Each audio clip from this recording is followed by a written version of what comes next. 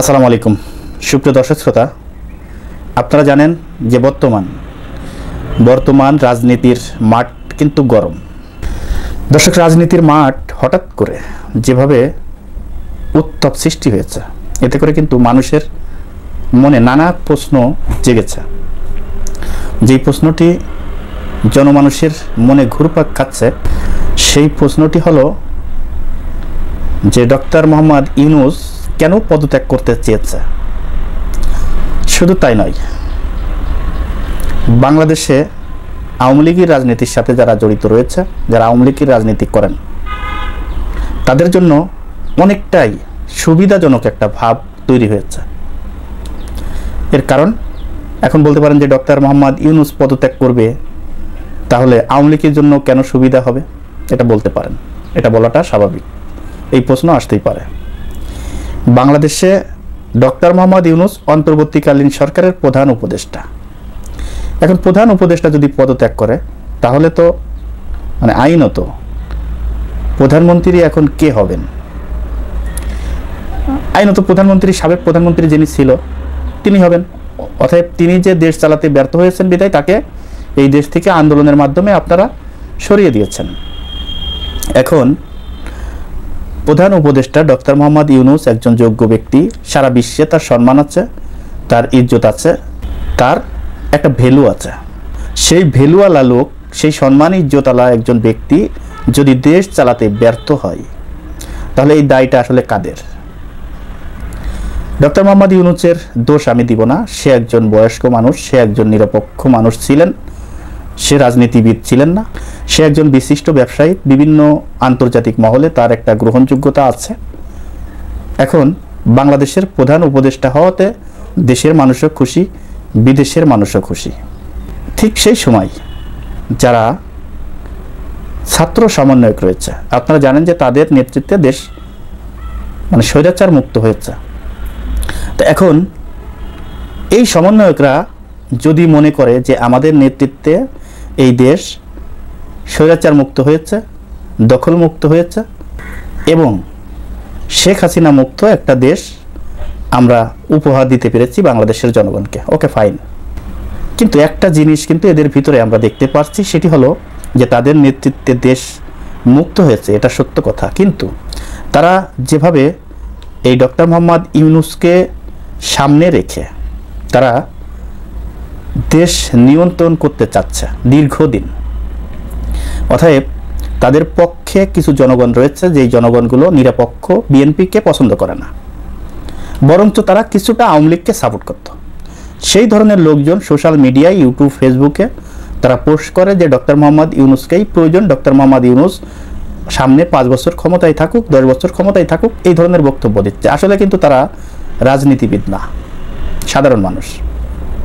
এখন এই সুযোগটা কাজে লাগিয়ে এনসিপির যেই নেতৃবৃন্দ রয়েছে, তারা চিন্তা করতেছে এই সুযোগটা আমাদের কাজে লাগাতে হবে। সেই সুযোগটা কাজে লাগিয়ে তারা চাচ্ছে দীর্ঘদিন ডক্টর ইউনূস ক্ষমতায় থাক আর আমরা এই ক্ষমতা ব্যবহার করি। অর্থাৎ ডক্টর ইউনূস থাকা মানেই তারা ক্ষমতায় থাকা। তাদের দুইজন সমন্বয়ক ক্ষমতায় বসে আছে উপদেষ্টা পদে, আপনারা সবাই তাদেরকে চিনেন, জানেন। তারা যেই কথাটি বলছে, তারা যেই কাজটি করছে, সেই অনুযায়ী কিন্তু এই দেশ পরিচালিত হচ্ছে। এটা কিন্তু আগে আমরা জানতাম না, আমরা বুঝতাম না। এখন যারা রাজনীতি সম্পর্কে কিছুটা বোঝেন, যারা রাজনীতি অ্যানালাইজ করেন এবং যারা রাজনীতি করেন, সবাই কিন্তু কম বেশি এটা বুঝতেছে অন্তত যে প্রত্যেকটা সেক্টর, আপনি প্রত্যেকটা দপ্তর, আপনি নিয়োগ থেকে শুরু করে এই যে কুরবানির বর্তমান গরুর হাট, ইজাদার, এই হাট দখল থেকে শুরু করে প্রত্যেকটা সেক্টর সমন্বয়ক ছাড়া কোনো কাজ হচ্ছে না, সমন্বয়কের কথা ছাড়া কোনো কাজ হচ্ছে না।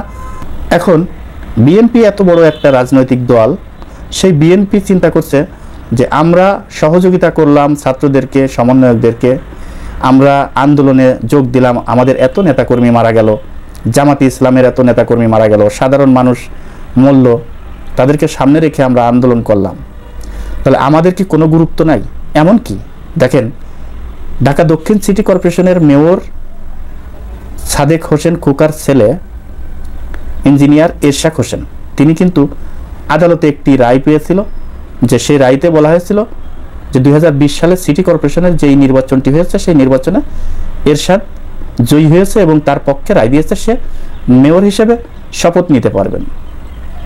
এখন এই মেয়র হিসেবে শপথ নিতে পারবেন এই আদালতের রায় কোনোভাবেই এনসিপির নেতারা মানতে পারছে না। বাংলাদেশের সব দল মানলেও আমি ইউটিউব ফেসবুকে আমি দেখেছি প্রত্যেকটা রাজনৈতিক দল এই এরশাদকে সমর্থন দিচ্ছে। শুধুমাত্র এনসিপির নেতৃবৃন্দ তারা কিন্তু এটা মেনে নিতে পারছে না। এর কারণ বর্তমান তারা দেশ পরিচালনা করছে। এখন ঢাকার সিটির ভিতরে এত বড় একটা সেক্টর, এই সেক্টরের একটা সাইড একজন বিএনপি নেতার হাতে তুলে দিব, এটা তারা মেনে নিতে পারছে না। আর পারছে না বিধায় আজকে জনগণের রায়, আদালতের রায় তারা মেনে নিতে পারছে না, কোনোভাবেই মানতে পারছে না। তো এখন আন্দোলন করে বিএনপির নেতৃবৃন্দরা আন্দোলন করে এই এরশাদকে এই সিটি কর্পোরেশনের মেয়র পদে বসানোর জন্য যেই সময় প্রধান উপদেষ্টার বাসভবন সহ রাস্তা অবরোধ করে পুরো 7 দিন 8 দিন যাবৎ রাস্তা অবরোধ করে দেশ ঢাকা শহর পুরো অচল করে দিয়েছে, তখন প্রধান উপদেষ্টা ডক্টর মোহাম্মদ ইউনূস চিন্তা করলো যে আমি এখন কোন দিকে যাব। মূলত সে নিজে কোনো সিদ্ধান্ত এই মুহূর্তে নিতে পারছে না। আমি তার দোষ দিব না। সে যাদের কথায় চলছে তারা বলছে যে আপনি শক্ত অবস্থানে থাকেন, আপনি 5 বছর ক্ষমতায় থাকবেন। আর বিএনপি 16-17 বছর যাবৎ নির্যাতন সহ্য করে বিভিন্ন রাজনৈতিক দল যারা বিএনপির সাথে আন্দোলন করেছে, সরকারের বিরুদ্ধে আন্দোলন করেছে, তারা চিন্তা করতেছে এত নির্যাতন সহ্য করে আজকে এই সরকার পতন করলাম, সেই সরকার পতন করার পর আমাদের কোনো মূল্যায়নই থাকছে না, আমাদের কোনো গ্রহণযোগ্যতায় থাকছে না, আমাদেরকে কেউ মানছেই না, আমাদের কোনো কথাই শুনছে না।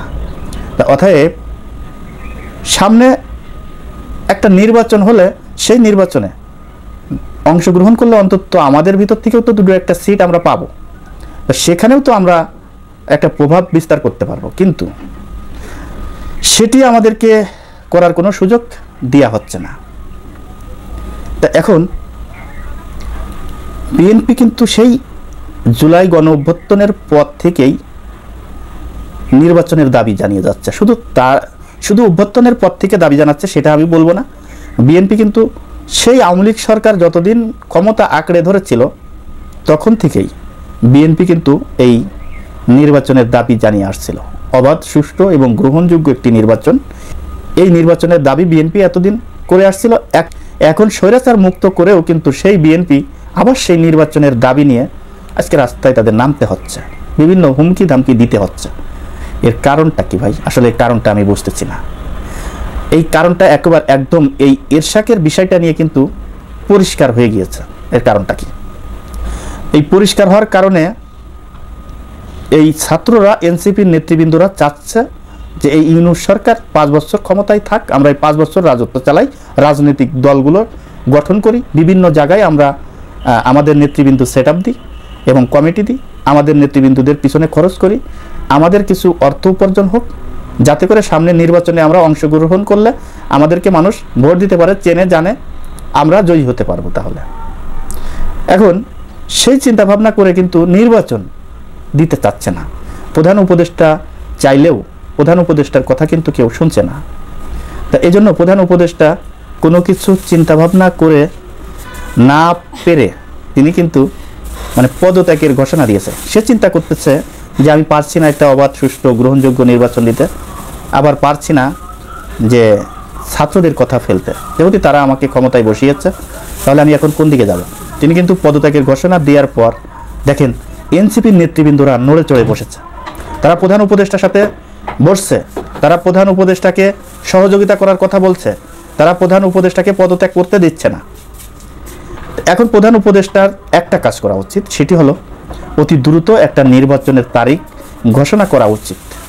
একেবারে সুস্পষ্টভাবে নির্বাচনের তারিখ ঘোষণা করলেই কেবল প্রধান উপদেষ্টার পরে আর কোনো ঝামেলা থাকবে না, তার উপরে আর কোনো দোষ কেউ দিতে পারবে না।